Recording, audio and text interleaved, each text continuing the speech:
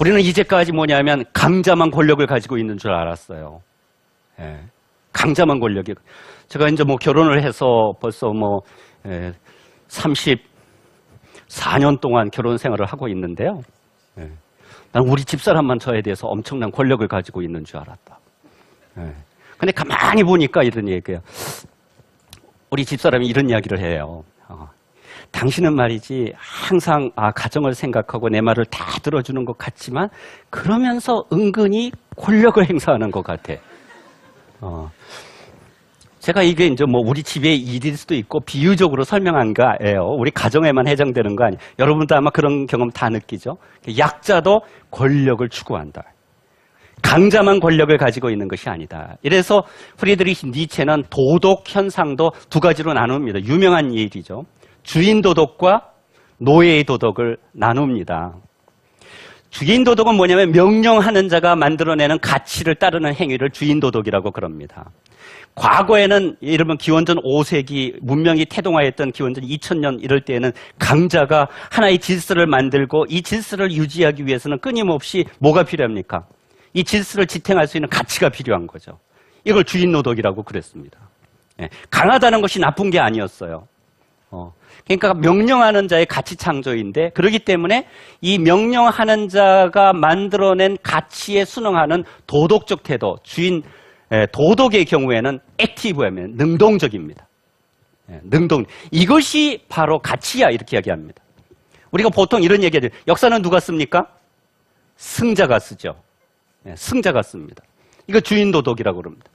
여기에 비해서 그러면 약자들은 늘 주인이 명령하는 것을 따라야 되는 복종하고 순종적이고 지배를 받는 자들에 불과한 것인가 이런 질문이 제기되는 거잖아요. 그런데 재미있는 것은 이 소위 말하는 가장 복종을 하는 사람, 밑바닥에 있는 사람, 가장 약자 그러면 대표적인 노예들이잖아요. 노예들도 꾀가 있어요. 살아남기 위해서. 그래서 이런 자들은 뭐라 그러면 복종하는 자도 나름대로 가치를 만들어내요. 복종하는 자도 가치를 만들어내. 근데 액티브하게 만들어내는 것이 아니라 리액티브하게 반동적으로 만들어낸다고 이야기를 합니다. 어떻게 만들어내는지 한번 볼까요? 그리스 로마 문화가 성행했을 때는 이때의 지배적인 가치들은 강력한 자, 고귀한 자, 고결한 자는 전부 귀족들의 가치였습니다. 귀족이 나쁜 게 아니었습니다. 귀족은 좋은 것들이었습니다. 우리 모두가 달성하고자 하는 신분이었고 또 그들의 가치는 우리가 담고 싶었습니다. 그러면 늘 명령을 당하고 복종을 당하는 사람들은 저거 정말 어떻게 뭐 전복시킬 수 없을까? 주인의 명령 때로는 듣기 싫잖아요. 근데 맨날 명령을 해. 그럼 어떻게 행동으로서는 반란을 꾀하지 못하지만 정신적으로는 끊임없이 반란을 꾀하잖아요. 이걸 뭐라 그래? 행동은 하지 않아. 반동적이야. 근데 정신으로는 반란을 꾀해. 이렇게 되면 뭔 감정이 생긴다고 그랬느냐면 프리드리히 니체가 얘기한 유명한 레성티망, 원한 감정이 생긴다고 그래요. 원한 감정이 생긴다. 과거에는 어떻게 됐느냐면 맨날 지배받는 사람은 핍박을 받았습니다. 그렇죠? 왕이 맨날 명령을 하니까 왕의 가장 그래도 대적할 수 있는 사람들은 누구였느냐면 귀족들이었어요. 그러니까 귀족들이 왕권을 제한하고 싶었어요. 명예혁명이 만들어집니다. 그렇죠? 근데 귀족들이 또 왕과 함께 막 억압을 합니다. 일반 민중들을, 국민들을. 그러니까 어떻게 합니까? 일반 국민들은 자기의 생존을 위해서 새로운 가치를 만들어냈어요. 무슨 가치를 만들어냈습니까? 모든 인간은 태어나면서부터 평등하고 자유로운 권리를 가지고 있다. 뭐 이거죠. 인권 개념이 만들어진 겁니다. 그래서 프리드리히 니체는 뭐냐? 인권은 노예의 반란의 덕택이다. 이렇게 얘기합니다. 이 말에 너무 귀 기울일 필요는 없습니다. 여기서 중요한 것은 노예들도 가치를 만들어낸다 이런 얘기죠. 그럼 이렇게 따지고 보면 자, 세상은 명령하는 자, 복종하는 자 모든 것들이 뭐냐면 어떻게 하면 내 권력을 행사하고 증대시킬 것인가라는 데는 물리적 수단뿐만 아니라 모두 들어가는 거예요. 정신적 수단도 들어간다. 가치를 통해서 우리가 노예를 해방시킬 수 있다 이런 얘기죠. 그렇기 때문에 프리드리히 니체의 영향을 많이 받은 지엘 들레즈 같은 경우는 원한을 뭐라고 그러느냐면 반동적 힘들이 승리한 것이다 이렇게 이야기를 합니다. 실질적으로 행동을 못하지만 머릿속으로 꿈꾸었던 자기 자신들의 가치를 갖다가 완전히 무기로 삼은 거죠. 그런데 프리드리히 니체는 뭐라고 이야기했느냐면 무능력의 계략이 있다. 이렇게 본 거예요. 권력의 의지의 관점에서 보면 아무리 능력이 없고 무력한 것 같고 권력이 없는 것 같이 보이는 사람일지라도 계략이 뛰어나서 살아남는 방법을 터득하고 있다 이러면 무력감에서 생긴 복수심. 대표적인 건 뭐냐면 약자들의 가치를 갖다가 보편화시키는 거죠. 인권을 보편화시키고 이웃사랑을 보편화시키고 뭐 이런 거죠. 아우 저거 얄미워 죽겠는데 한 대 때려주고 싶었는데 이웃을 사랑하라. 그럼 못해요. 그거 똑같은 거예요. 그래서 이 무력한 사람들이 자기 자신들의 약한 처지와 무능력으로부터 나오는 가치를 거꾸로 우월한 가치로 포장하고 위장함으로써 살아남고자 하는 계략을 무능의 관계다 이렇게 이야기를 합니다. 제가 이 말씀을 드리면서 여러분들과 함께 고민하고자 하는 것은 무엇이냐면 자 이런 관점에서 보면 권력이라는 것이 강자의 전유물은 아니다 이런 얘기예요. 이 세상은 틀림없이 뭐와 뭐로 구별이 됩니까? 명령하는 자와 복종하는 자로 구별이 됩니다. 이 세상을 보면은 지배자가 있고 피지배자가 있습니다. 그렇지만 이 피지배자가 늘 지배를 받고 복종하는 자가 늘 복종을 강요받는 것은 아니다라는 거죠. 주인이 주인이 되기 위해서는 누구에 의존합니까? 피지배자에 의존합니다. 영국에 오래된 전통이 있죠. 여러분들 영화 중에 이런 영화도 있습니다. 버틀러라는 영화가 있습니다. 하인인데요. 주인은 혼자서 행할 수 있는 게 아무것도 없어요. 아침에 일어나면 딱 예를 들자면 뭐 세수대도 딱 갖다 주죠. 의복도 챙겨주죠. 의복 딱 갈아입고 나오면은 아침 식사를 딱 준비해 놓고 있죠. 여러분들이 이게 이제 주인의 생활이에요. 그죠? 나도 그런 거 한번 해보고 싶어. 뭐 이런 느낌이 들죠. 근데 문제는 뭐냐면 만약 이 하인이 없으면 이 주인은 할 수 있는 게 하나도 없습니다. 예. 아침 의복도 뭐를 입어야 될지를 모르고 식사는 뭐 스스로 요리할 줄도 모르고 만약 오늘날 같으면 은행에 가가지고 돈을 어떻게 뽑는지도 모릅니다.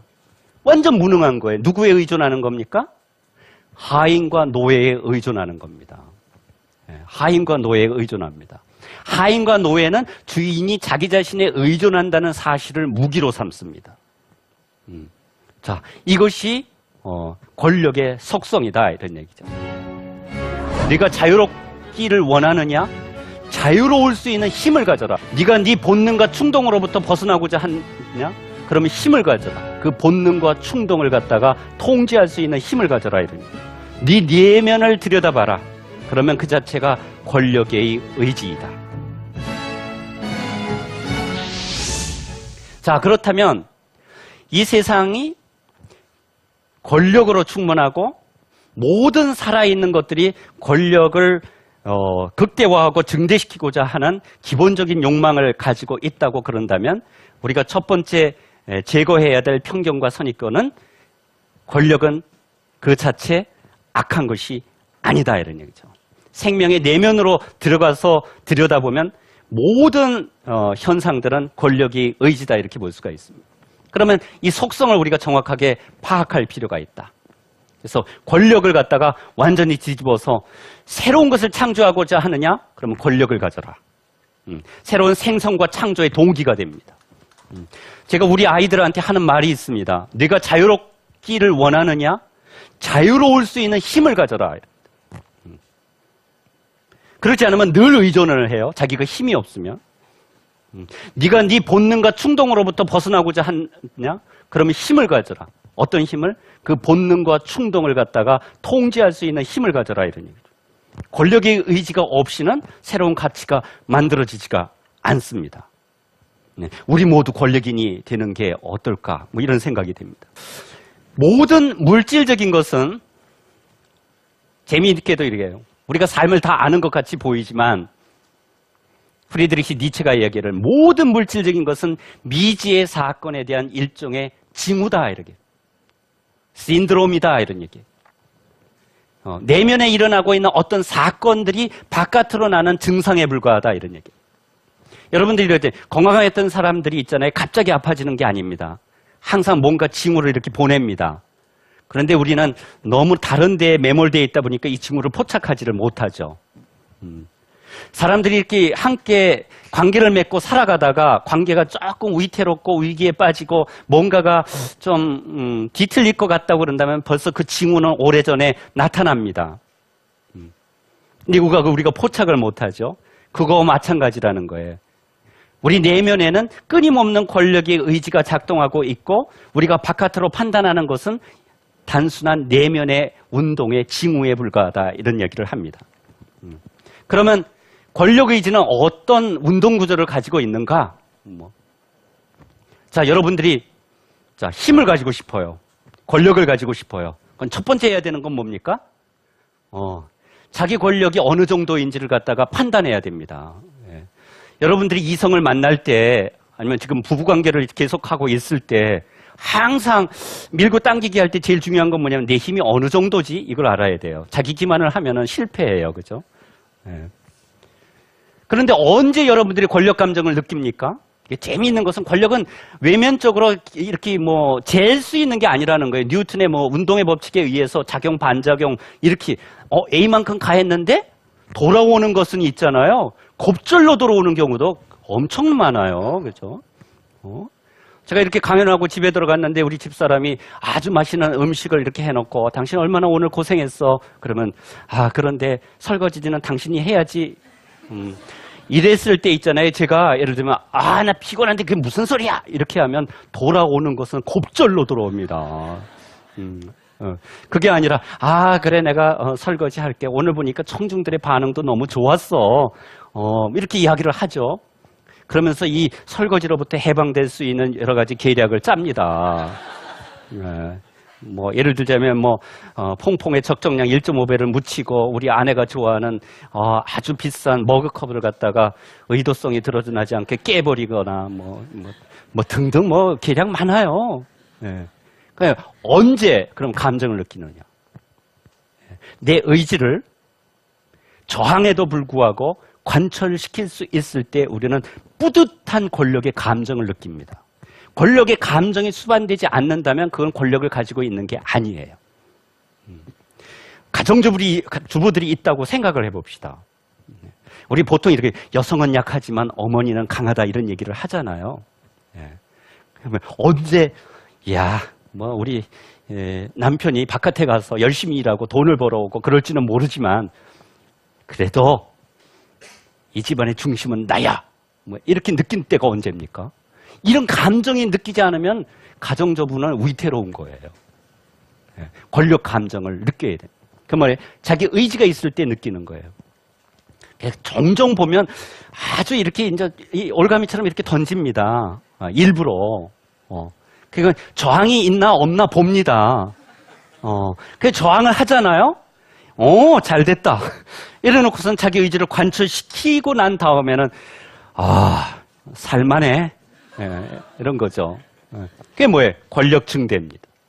인간이 살아가는 데에는 끊임없는 이 과정을 거친다는 거예요. 자기가 가지고 있는 힘의 정도를 확인하고 자기의 의지를 표현하고 관철시킴으로 인해서 끊임없이 권력 감정을 느끼고 그리고 지금에 이루어진 상태를 넘어서고자 하는 권력 증대의 욕망을 가지고 있는 것이 우리의 삶입니다. 우리의 삶입니다. 이것이 강연을 할 때 또는 글을 쓸 때 여러분들이 어떤 업무를 수행할 때 똑같이 해당돼요. 그래서 스스로를 넘어서고자 하는 의지를 우리가 보통 권력이라고 그런다. 아까도 뭐라고 그랬어요? 생명체가 살아남기 위해서는 무엇을 해야 됩니까? 남의 것을 자기 것으로 만들어야 돼요.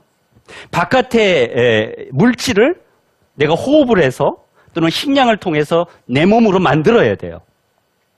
그렇잖아요. 여러분들 매일 식사를 하시잖아요. 그죠? 우리 몸으로 들어가잖아요. 내게 돼야 되잖아요. 이게 참 재미해요. 내 것으로 만들어야 돼요. 내 것으로. 그러니까 사랑이 너무 지나쳐가지고 내 것으로 만들려고 그러면 이제 집착이 심해져. obsession이 되는 거죠. 근데 그렇게 당하는 사람도 똑같은 권력 의지를 가지고 있기 때문에 그게 쉽게 안 되는 거죠. 그러니까 권력이라는 것은 정치적으로만 해석될 수 있는 것이 아니라 생명의 근본 현상이다. 그럼 간단히 말해서 뭐냐? 이제까지 자기가 성취한 것을 넘어서고자 하는 운동, 의지, 이게 권력이다. 이래. 그것이 무엇이어도 좋아요. 예. 그래서 권력이라는 것은 이런 과정을 통해서 무엇인가를 일어나게 하는 힘입니다. 이런 개념들이 그래서 서양 형이상학을 관통을 합니다. 고대 그리스에서는 권력을 뭐라고 표현했느냐면 디나미스라고 표현을 했습니다. 영어로 남아있잖아요. 다이내믹하다. 역동적이다 이런 얘기예요. 뭐 외국 사람들이 한국에 오면 야 너네 사회는 정말 살아있는 것 같아. 뭐 활기가 넘치잖아. 이런 표현을 해요. 제가 이제 좀 참아. 활기가 아니라 살기야. 네, 경쟁이 너무 심하잖아. 뭐 이런 표현을 쓰는데 중요한 건 그렇지만 활력이 넘친다는 건 무지 좋은 거잖아요. 네? 또 다른 표현으로 뭐라고 그러면 에너게이아, 에너지라고 표현했어요. 에너지. 에너지를 여러분들이 있잖아요. 사전을 찾아보시면 어떻게 되어 있느냐면 에너지, 모든 물체는 에너지를 가지고 있습니다. 그렇죠? 열로 발산될 수도 있어요. 에너지를 무엇인가를 일어나게 하는 힘, 이거 에너지입니다. 그것이 내면에 가지고 있는 권력입니다. 여러분들이 어떤 집단을 가지고 있는데 새로운 사람을 갖다가 수용했다고 가정을 합시다. 그냥 젊은 피 수혈 그러잖아요. 젊은 피 수혈을 하면 있잖아요. 관계가 활기가 띱니다. 신입사원이 들어오면. 근데 신입사원 들어왔는데도 활기가 안 띄어져요. 그럼 잘못 뽑은 거예요. 요즘은 있잖아요. 젊은 피가 빨리 노화하는 경향이 있어요. 무엇인가를 일어나게 하는 힘이 뭐다? 권력이다 이런 게. 영어로 표현 cause something to happen 이렇게 표현합니다. 무엇인가를 일어나게 하는 힘이다. 이게 있어야 우리가 창조를 합니다.